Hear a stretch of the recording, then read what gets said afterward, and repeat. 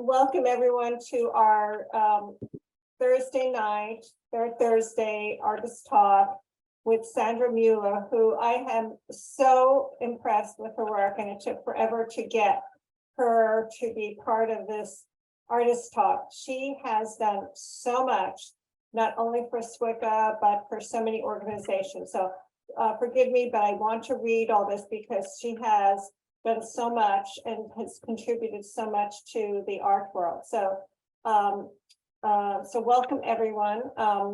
I want to say that Sandra Mueller is an interdisciplinary artist, writer, and arts facilitator who's been on a lifelong journey of social concern and creative expression. She has shown her colorful abstract paintings, collaborative installations, and eco-feminist prints broadly through the Pacific Rim region. Community and collaboration are at the heart of her creative and curatorial practices. She engages the dynamics of emergence, embrace mystery, choose possibility, and invite divergence to make new possibilities visible to our personal and collective relationships with one another and our dear planet. She has been involved with A Window Between Worlds since its founding in 1991 and is a trained Windows leader. A past president of our chapter, she has served on the National WCA board and the Feminist Art Project since 2007. She is also on the board of Keepers of the Water, a nonprofit founded by Betsy Damon. Sandra has a prior career in print publishing and interactive media that has produced more than 50 titles and still supports and gets involved in publishing projects. A lifelong member of SCWCA and Echo Arts Collective. She recently co-curated environmental exhibitions with Suvan Gear at Embed Gallery in Santa Ana. And this is just a small fraction of what Sandra has contributed to, because she has been on the board of SCWCA for a very long time and has an immense history and knowledge of SCWCA and the arts that we are constantly mining. So without further ado, I would like to introduce Sandra Mueller and welcome her to present her presentation. I'm a believer that our art adventures are well rooted in our relationships. So that's my first playmate. That's my brother. And the reason we weren't together last time is that I was in Oregon while he passed. So Shelley has been very patient with me to find the time to focus in on this. And I really appreciate the opportunity. And this is a painting called Origins. And it is one of those sort of origin stories or origin paintings. I'm someone who came to art after having, with great surprise, I was doing visual art. I thought I was going to be asked for a special license the first time I went to buy supplies. And which I'll show later, but I started with Sumi ink and then some other things, but this was a painting that is really held, and it's been shown in multiple places. It's been shown in Korea and in Chicago, and I'm was very honored that it was selected by Bruria, who's on our call for her exhibition at on motherhood that she had in a while ago, 2012, I forget the year, but anyway, this is one of the paintings she did. And this is oil and ink on canvas. The size is 36 by 36. My statement for this, which I was, because you had to write it, I said, my experience of being an artist, motherhood prepared me well for being an artist. And I say that because I was one of the few artists in the show that came to being an artist after I was a mother. I said, such important work and modest acclaim. So that worked well for me. So here's a little earlier work. The one on the left is oil on vellum. And I came into painting in part, took a wonderful class up at Mount St. Mary's on expressive painting. And most of the people in the class were highly experienced painters who were kind of stuck on the same modality or image or whatever. So we worked on vellum and on oil with oil, and that initially you could not use a paintbrush. You could use anything but a paintbrush. And this is called Scepter's Cave. The first time I went to submit to an exhibition, in I think 1987, Power and Taboo, I thought because of the origins and some other pieces like that, that I was ready to go. And I had friends in the class that were members of SCWCA. And this one friend said, no, this one fits such a taboo. And finally, I just said, okay, we'll put it in, and it ended up getting selected by Mary Jane Jacob, who at the time was the chief curator at MoCA. And I couldn't do that painting to that work today. And it also has always reminded me what little we know based on what someone is wanting to experience. So, and the other is on the right is in Sumi ink. And if I had a way to work in Sumi and never have it dry, I would be so happy.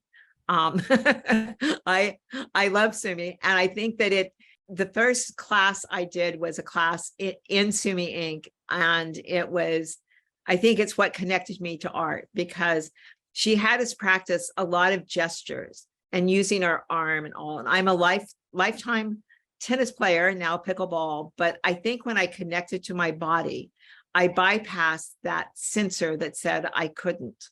And I found energy that just was sort of amazing as it made itself present on paper and canvas to me. So I appreciated that. And this is just a sweet, watercolor painting that, literally at a class at Santa Monica College. But it's one of the few times I could stay in my own way in the reality of a figure. I always would be sort of tempted to go abstract. And then I went from doing the very colorful, like the Origins painting, to I had a whole series of things that way. And I wanted them to have more formal presence. I started covering them with different colors of black oil. And they had a lot of colored ink in it. I've always used disparate materials so that they actually did resist each other. I wasn't formally doing that. I didn't know that, but that was just my inclination. I started with these where what I would do is I'd paint over and then I would wipe away, or as you get to some of the others, I'm drawing with a knife as I kind of carve it away and to make them more sculptural. And there's about 10 of these. And this one on the right is the larger, that's 60 by 40. It's in my studio. It's one I've always been fond of. And here's a couple others from that same series. My kids, my kids are about the same age as Bruce, or at least are my son and her daughter. And as they were getting ready for college, I needed to do something more than pay for my studio and a bit more than that. But so I went to work in interactive media, and I actually worked at a company that was on the cutting edge called Voyager. They had the Criterion collection. And one day, one of the discs that's not shown here on the CD-ROM, the video discs they're like these really large, we could control them with a computer. And we were working on one on Edward Muybridge. One of our programmers, a young woman, was Susie Gottlieb, was on the phone. And I quickly surmised she was on the phone with her aunt, and her aunt was Ruth Weisberg. I'm so glad you're mentioning that. It was like, okay, small world. and before that, I used to be involved in a lot of politics of the Santa Monica School Board. I lived in Malibu, but I had gone to a fundraiser at Ruth's home when she lived in Santa Monica. And I kept wondering, it was hosted by her former husband. And I kept wondering why he had this wonderful collection of Ruth Weisberg paintings, because I knew them by completely different names. And I was on a desegregation committee with her, and it was very interesting. So small worlds. One of the ways I mentioned that when I left interactive media and I kind of went through the .com time, and then it was, I had it working for other people, and I'd worked with a lot of entrepreneurs, and being creative, it actually helps you see what they have to do to just make their payments. But I did a class on kind of what do you want to do next. And the last one you did one of these vision things. And it came out that it was something like, something like make spirit thy work. And I knew what that meant. It meant sharing art. I knew that the messy part of my life that wasn't as planned, that was where I was being invited. And from that came the moniker I have used for my email and for the workshops, Be Outrageous Workshops. And when I realized I wanted to do this, I was sitting at an advisory meeting at Window Between Worlds, and I looked over at Kathy and I said, "Hey, can I take the training? Usually it goes to shelter leaders." And I became their initial, their community leader, and did a lot of workshops there, as well as on my own, and also creativity retreats with a labyrinth. But that actually, being back in that cluster of thinking about other people's creativity, helped me get back, in a sense, my own art production. I can't tell you exactly how, but it did make a difference. I've always been fond of palm fronds, and the one on the left is pretty amazing how big it was. That one we actually did in my backyard. And the one on the right is, we had a day, it matches the background I have when you see me. It's at Angels Gate Cultural Center, and the Eco Art Collective had been invited to do an exhibition there, Wilderness Mind. And on the summer solstice, we brought art making outside for the summer solstice. And I did a community mandala. And these were two of our young spirit makers that did it. And it was fun. And again, another involvement with A Window Between Worlds. They had, on their 20th anniversary, they had a quite wonderful exhibition out in Pomona, and it included, to the left is a healing tree that they had, a mural put together, but it had a lot of work by the survivors. And one thing I was really proud of, there were two quite gifted artists that didn't know they were artists until they started doing their work. Or I think maybe one of them did. They'd always, for every time they'd exhibited for fundraisers and things with windows, they'd always been anonymous. And I asked them, is that how they wanted to be there? Or would they like to put their name next to the work they had done? And said either way was fine. And they both said, yes, they wanted to put their name. And so that was really, and they both have proceeded to do a fair bit with art. And that was nice to, again, kind of connect to what's strong and difficult and hard in the personal world, but bring it forward as speaking to us more broadly. Around this time, I have 3 grandsons. And I said for a long time, every 3 years, I got a grandson, whether I asked for one or not, but they're quite wonderful to have. And this is when our first one was just a few weeks old, and they were living near LACMA. And I'd been over helping, and I went up to the museum, was just walking around down below the Japanese pavilion. There was a place that used to be more open where it showed the oil, the water, and the tar intermixing. And it'd been a cloudy day. And so this is set of a couple different things, sort of oil, water, and me. And they have also been exhibited fairly widely across the country and all. These are more of them. What was interesting is I put forward to Cheryl Bookhout, who is a past president and good friend and now very involved in filmmaking, but she managed a gallery in Pomona, and I think it was SCA Project Gallery or something like this. And I said, why don't you do an environmental show? And I thought I'd be one of 4 or 5 artists or something. Well, she ended up, there were 2 of us, but the other person was doing these crochet pieces that were all on the floor. Were all on the ceiling. So I had all the walls, and I had, I guess 20 of these small, 10 by 10 prints. That wasn't going to cover it. So she actually came up with, which was wonderful. We exhibited the larger paintings from the emergence, from the Excavation Series. And when I felt I was sort of excavating things, and and when I wrote the statement for that, it was pretty interesting because the works had been done 20 years apart.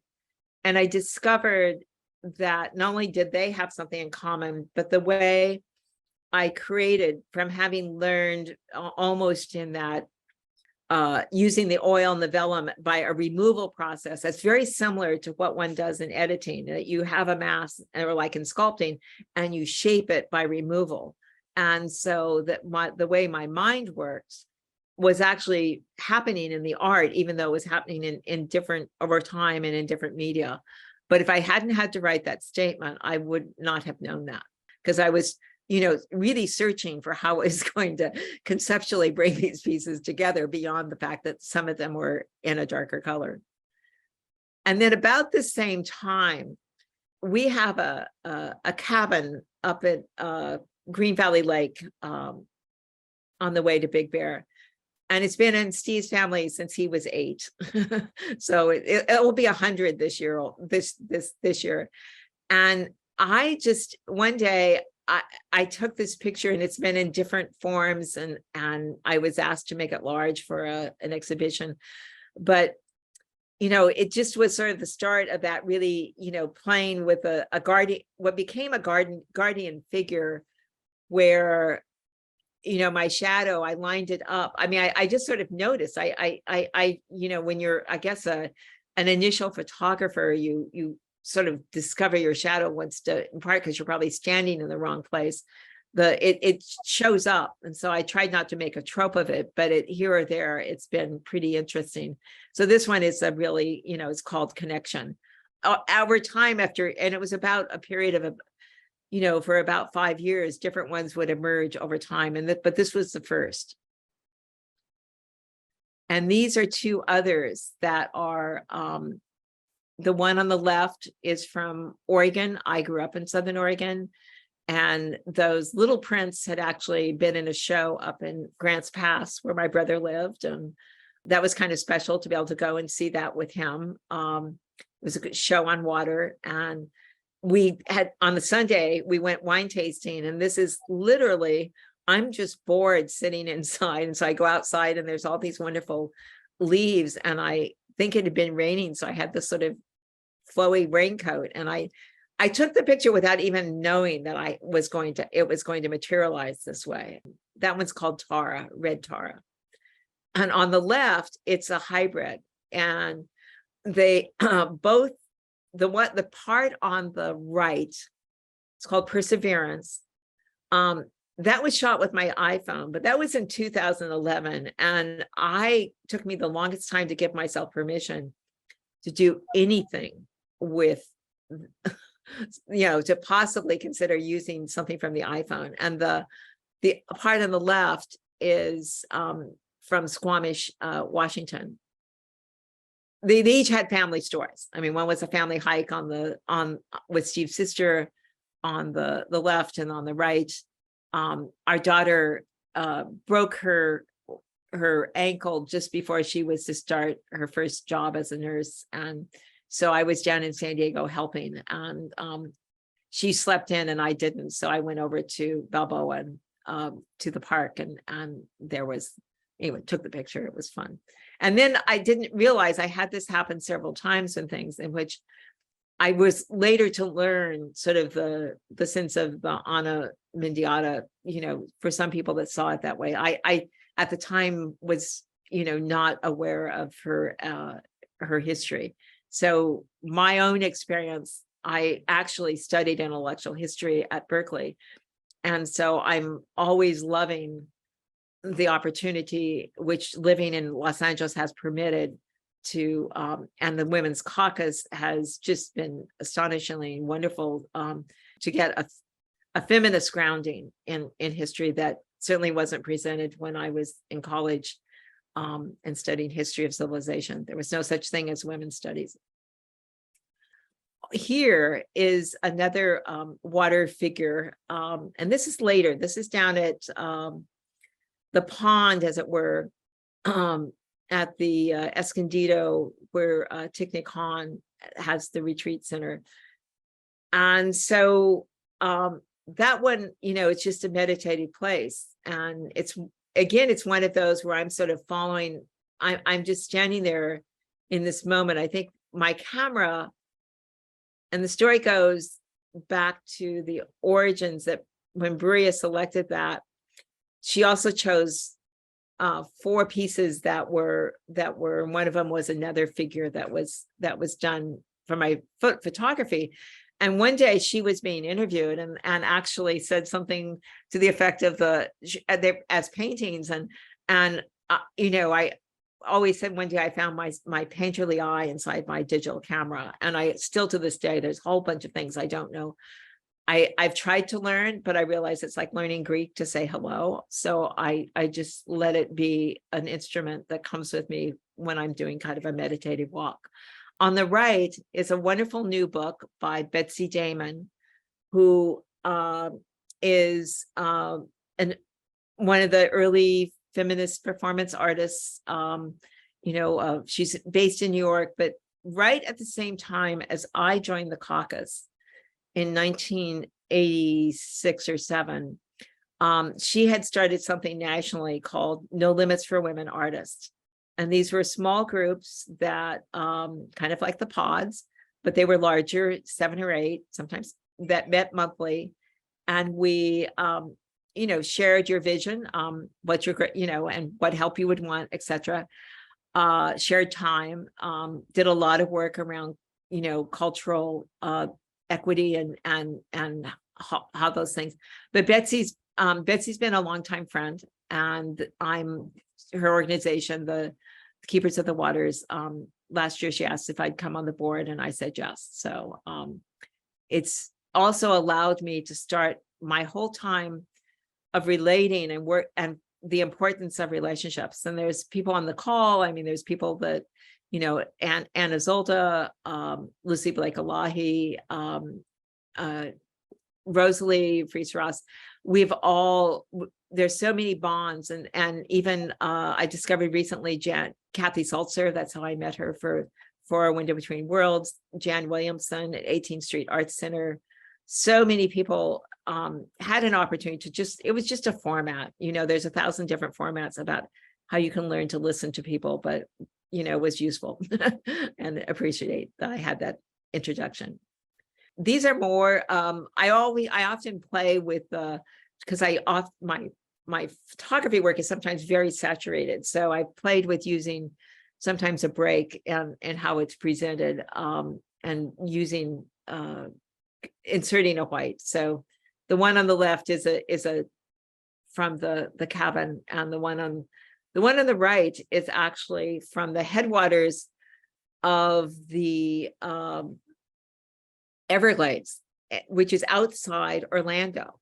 And I signed up one day. My husband was at a conference, and I signed up for this kayak trip, and I discovered I was the only person going, and there was myself and the guide. And so I could kayak, or I could enjoy and then just start shooting. And so I did the latter.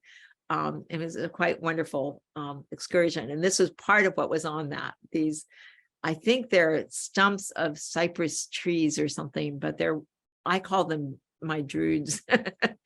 And it doesn't take a lot to experience the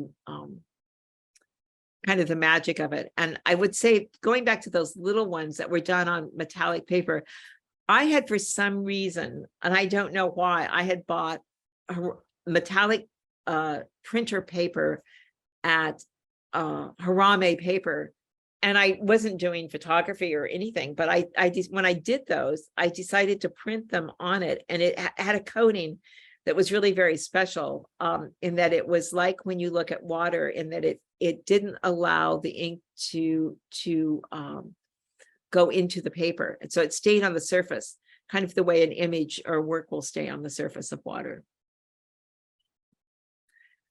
This is from that same space, with a wee bit of editing, to not a lot, but I saw the figure that is somewhat to the right of the center, and just I think what I've even in preparing for this, there were some newer pieces that I didn't put in, but the colors, I'm discovering that a lot of colors and palette, I think I learned growing up in Oregon and being out in the, by the Rogue River and things so much that I sort of found a home in thinking those were great to use in artwork.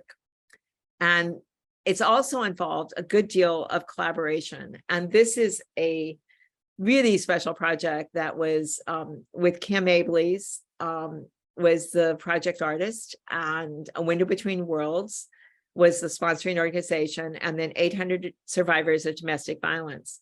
And over the years, I had at different times helped Kathy write the editing, helped her write grants.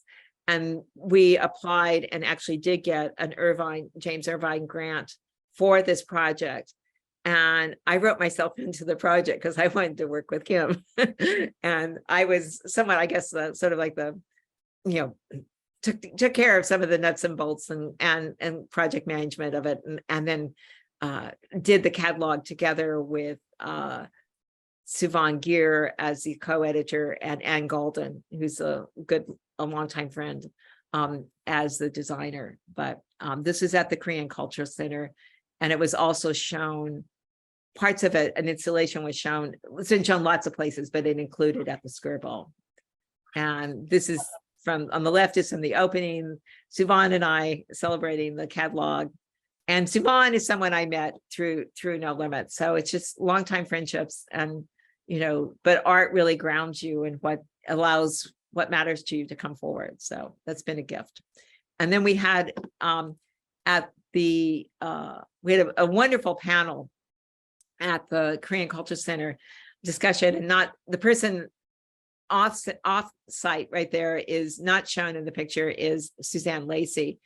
And it was interesting because I said to everyone in advance, I said, well, if by chance there's a problem with the technology, with the tech, we'll just talk. And sure enough, I went up to the mic to do the introductions, and I was also wearing a mic or something, and I blew it. So we did something very interesting in a panel, which is that we first had the conversation, and then we went back. Each person said what they were going to say, and then we went back, and when they finally got so you could see the visuals up and running.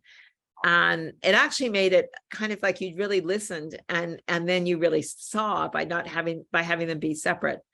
And the person that's between Kathy Salter, who's holding the mic, and myself, Natalie, is when Suzanne asked me something about what I thought of the day, or I don't know how it came, or I said to a friend, I guess I didn't say it to her. I said, Natalie, who was just a recent graduate of Suzanne's social practice master's program at USC, at Otis when she was doing it. I said, she was the most important person on that panel. And there's Barbara T. Smith, there's Kim Abley's. I think Suzanne Yushkin was with us, Suzanne Lacey. Kathy Salzer. And that's because if she doesn't take it up, it doesn't go forward. So that was really special to have her present. And these are some different pieces that have been done. Just the one on the left was done. I often found it fun to work during a workshop when I was doing the Be Art Regis workshops. I still do them, but I now do them on request and bring much more modest supplies. And on the right, there's this globe, and there's this neat national project called Cool Globes. And they had these giant globes that were like 5 or 6 feet across, and they had it down at the Natural History Museum. And it started out of Chicago, and then they traveled nationally. And then they had the smaller version that was being used here for a fundraiser. And my globe had, I guess it was done by an artist, and it hadn't sold the year before. And then it got cracked. So I collaborated with someone who welded a base, Gillian Lynn, And I had to, you know, I basically, it's sort of fun to paint over what someone else has done. But it was, you know, very much of a sense of the global warmth and the water and all that good stuff that comes forward. And it was nice to do. So here's another social practice thing. In 2012, which was also the year of Women's Caucus for Art 40th anniversary, which was here in Los Angeles. But about 2 weeks before that, there had been the opening night of the LA Art Show. And two younger, but just dynamite feminist artists that got their masters at Cal Arts, Audrey Chen and Ilana Mon, Chen and Mon, they did a reprise of Suzanne Lacey's, and they did it Myths of Rape, and so we all had two sides of our things. That, you know, that would be on the other side, this is telling you the truth, the part, and the other side, you know, myth numbers tell. Anyway, they had this play with it, and so this eventually ends up 2 years later in China, a version of this. But this is, and what was nice about participating in this is that Kathy Salzer is off to the right of me, and she and I co-led, before we went out to do the performance, a workshop kind of to give tools, because we knew that there were a number of participants that were doing the performance with us that were survivors of either sexual assault or domestic violence, and that anything like this can be triggers. So we all had these little circles that we could hold that, you know, you had a place to kind of help ground yourself. And that was nice to be offered that.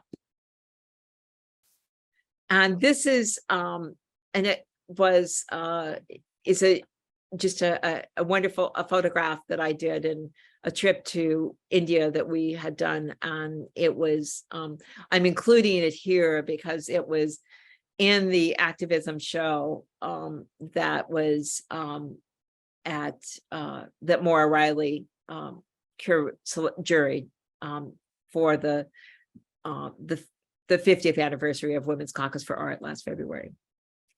And this was the other piece on the right. And then this is just a painting I did a long time ago, probably 10 years before that. But it's interesting that, which many of you may have had the same experience, that what you choose painting wise, then your eye is sometimes attracted to, or vice versa, goes that way. And then this is one of my hybrid connections. The person on the right is, you know, taking care of the ground, and the person on the left, and the ball on the right is from the reeds in the spring at our cabin. And literally I was, you know, kind of there was a nice show that was done, that was sort of somewhat, 5 of us put it together, and it was in Pasadena. And we'd come back from India about 4 months before, and I was printing out all these different things to decide what I wanted to have made up. And these two literally landed next to each other. That's how they got to be, right? When I saw the connection, it was sweet. And in an open studio one time, a fellow came through, and he noticed, which I thought was pretty good for you know, he was like a anesthesiologist or something, and he was noticing the diagonal between her head with the red and the ball on the right, the diagonal line. But I would say I made a point of I asked permission to do the photograph, and I did give her some. I did compensate. And this is again sort of playing with something. There's literally it's actually, although it's a Quanyan that think of Chinese, it is in the Buddhist part of India. In fact, Sarnath, where supposedly Buddha gave his first sermon. And there was, in addition to a place where you could kind of walk around and you saw all these different, figures, there was also a part that was that had it's a composite anyway. It was fun to do. And then the last kind of big project that I was involved with was in 2014.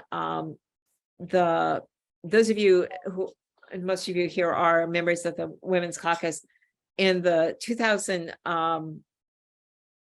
from about 2010 to 2015 or maybe up to 17, the International Caucus it both had the presence it always has had at the United Nations as a NGO, as a member of some different women's groups, but it also had an international art presence. And so there was a cultural exchange with Luzon Art Academy, which is one of the top academies in China, and it was in Shenyang. And Alma Riez, who was at MOCA, was the juror for selecting work. And in addition to about 30 artists, and that includes Sinan Ravel, Danielle Eubank from here, that their work went, there were, I guess, 11 of us that went as delegates, as representatives.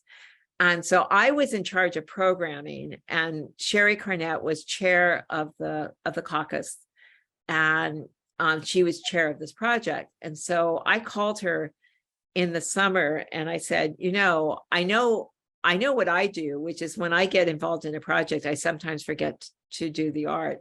How about we collaborate on something so we can invite ourselves in to do this? So she's a sculptor and she also does a lot of weaving. So we came up with this. It's a 12-foot dome, and it's sitting in the center of the exhibition space. And the part I did, where there are these claws that come across over it, and there's a painting on the floor, and then there are strips that we had where people could write on what they wanted to do to hold up half the sky. And I'd call your attention to all the colorful pieces of paper on the right behind this. Those are the things that were on the posters that were in that time when we had the exhibition, the performance at the Art Center, The Myths of Rape. And Audrey, her mother, translated so that they are alternately in English and Mandarin. And Audrey was unable to come. Audrey and Ilana were selected as both for their art and as delegates. But Ilana did, and the person that helped to situate the exhibition, who was here and lived in Princeton, was a WTA member. Her father had been a faculty member of this academy. And we had a great debate the second morning. We were going to do the practice whether we should, because we had 4 pieces in this exhibition dealing with sexual violence, and whether it was suitable, and decided to go ahead. I think the pieces that they were open to our showing, there was a window, and I doubt that would have occurred later. But this is when people are the next day, when these strips of paper, and they could write what they wanted to do. And we had another kind of exercise, and we'd also, most of the strips had something written on them, because we had taken them to the Women's Caucus for Art conference in Chicago that year. And at the opening session, people had sat and they had written on them. And we actually discovered that using a black pen made it look like gray pencil. It was quite wonderful on this yellow color. This is one other piece that the SCWCA had an eco art collective that started in 2005 and had its first exhibition in 2007, when we also and continued on till about 2018-19. I was I was president when it started, and I was too busy, so I instantly joined it when I left office. But actually, yeah, just anyway. And we had this there. We kept talking about drought, and there was an exhibition on an invitation for it at the national conference in 2015. And finally, I said something like, to just sort of break the paradigm that everyone does their own stuff, why don't we do something together? And so we came up real quickly, like in 10 minutes, a format. They're all on boards, ampersand boards, and they are 12 by 12, and that you could use black, white, and one other color. And so, and everyone had like 10 days to do it. And it's one of those pieces that it was shown in New York. It's been shown in Chicago. Danielle Eubank and I curated a show over at Arizona State, and it was shown there. So it's traveled, and it's quite wonderful. That's 12 different artists. No one saw each other's work. We just, it's been organized where it's been more vertical than horizontal, etc. These are just real quickly. These are just some photographs of colors and textures that appeal to me in water. And this is coastal Maine. This is coastal Oregon, coastal Maine. These are just some recent pieces. On the left, it's a photograph turned black and white. The other is just a little bark piece that I did a drawing on, circle. A recent painting that the black still calls to me. And this is Kim Abley's, when we did the Common Ground exhibition, she had this group called, I think, was it Then and Now? Anyway, she sent us a kit to make things. And so this is very, I was dealing with, connected to an artist in Czechoslovakia who we kept talking about things precarious. And so this is what I made that time, and it was precarious. It didn't survive to be permanent. It was ephemeral, but it was great fun to make. And this is, I began with my brother as a playmate, and I'm ending with my youngest grandson. This is Torin. He's now 6, but this was when he was about 3. He's full of much energy. That is it. Wow, Sandra, that was so impressive. But Fabulous. oh my gosh! Fabulous. But Just Yeah. there's something that I found very a consistency in your work, and maybe you're not aware of it, or maybe you are. But there's a performance part of your work that I started seeing in each of your presentation. It became more of this participatory performance, more than just making the art, but the interactivity of a performance and involving your viewers. Can you address that a little bit more? Yeah, I think that it's the real key on that is that, the early pieces, I just sort of found myself, in the art, doing art, but I spent 12 years in interactive media. And when I started in 1989, it was really new. I mean, we sort of, the video, we set the CD-ROM, I was, the start of the internet, all this. What I took away from that was how you engage. I mean, whether you're talking, how you participate, what you can do to stimulate, and to do things that also even allow, like, I think that's why I like having sometimes things where there's more than one image, because they already, that difference allows you to think of something that you hadn't associated. And maybe it doesn't relate at all, but it does for me, and it makes it an active space. I think that's what I've been after, and that there's and the multiple possibilities. So it became it was interesting. When I went to work for Voyager, I had worked in publishing in New York, and then I, been doing other things for 10 or 12 years. And when I went to work for them, I was initially hired as the assistant to the president, but he knew exactly what he was doing. He actually had hired me to to be the editor of a guidebook on Vienna, which is just astonishing. And so it just became this place. It was nice to be in a creative space that had more people in it than just in your own studio. I must say, there was a certain, but I was introduced to this way, and initially it was so limited what you could do, and those limitations opened up to other ways of thinking it. It's like anyway, it just went right in, and then I came back out of that time. And all those projects, of course, they have real clarity of the preciseness. Every pixel has to sometimes be accounted for. You have this energy that wants to come forward. So the two are present there. Thank you.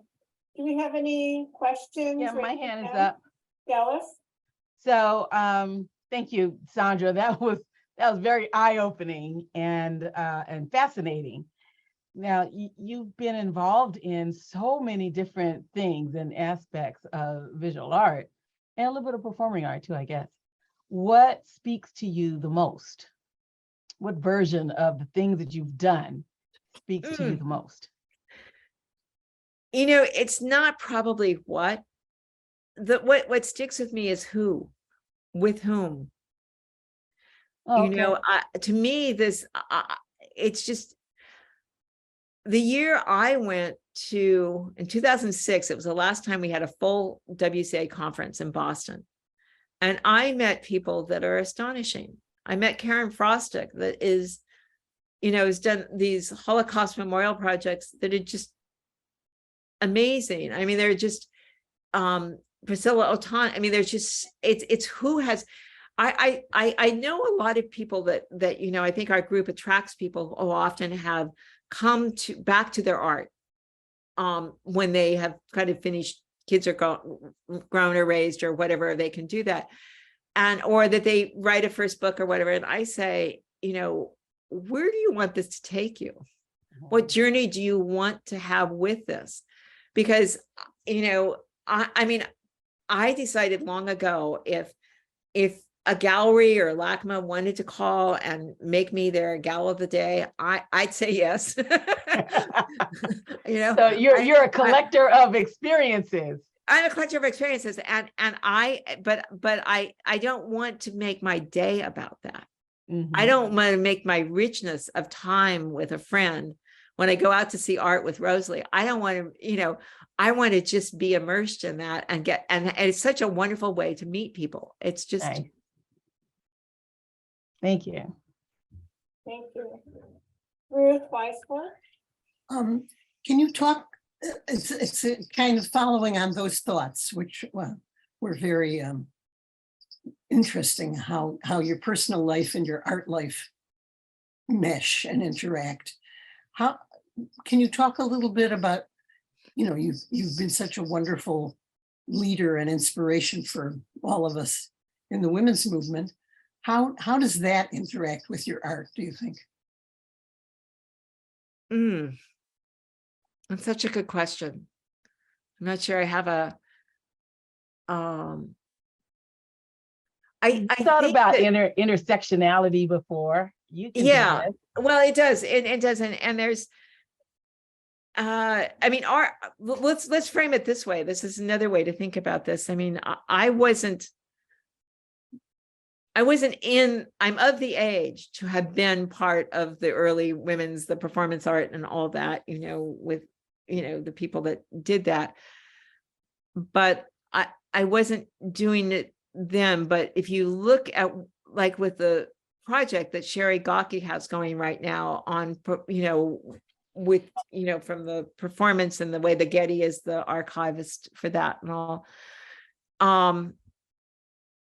what they were saying then is, I mean, Ruth, we're both from the 60s. Yes. I mean, it's what we wanted to do then, unfortunately, it's so damn relevant now. Right. And in a way, on the upside of things, it has an opportunity to actually materialize it. And so to be just in whatever way to have been a part of that ride is just terrific. And the other balance on this, I made a decision that probably many of you, I wouldn't necessarily in other times perhaps have encouraged myself to. In one sense, yes, I am comfortable because my creativity shows up in these different ways. Mhm. I don't worry if I'm writing something that I'm not being creative. I don't worry if I'm project managing something that I'm not being creative. You know, it doesn't have to all end up in a visual object for me. But I really respect that where it does. And I really respect the discipline that others take to keep in that lane. Thank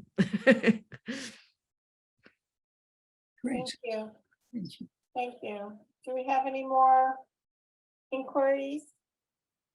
Comments? Observations? Pamela Benham? I kind of love the contrast. I've always worked alone. And what do you think it seems so much of your history is collaboration and wonderful collaboration. I wondered what draws you to that. I think it's maybe because I think the differences are sitting inside me, and I think I will, I think that's it's that opportunity. I don't know, it's hard. I mean, you're in a real collaboration when you sort of have your first major disagreement, because up until that point, you're in the sweetheart stage where in some ways, there's energetically you're sharing something. You're kind of like you're chewing off the same apple, but you've often used the same words, but it means different things. And it's not till you get an action point that you know that. So it's difficult, but it's richer for the result. I mean, there's even things that like you have a composer, but you don't go listen to a composer, you go listen to an orchestra. And I think that it's useful for visual artists to intervene in the pattern of their own isolation here or there to bring the richness. It's been useful to me. There's an ease I always have if I'm, someplace where, everyone's making things and you're sitting there and you're doing it and you're kind of offhand, very different than just walking into your studio and, you can only sweep it so many times to get yourself started, but it's I don't know. It's just something, I guess my background or the way my mind thinks. I don't know that. I don't know. I guess the other piece is I knew about working creatively before I was put in kind of the isolation of a studio. And I want to thank everyone for attending.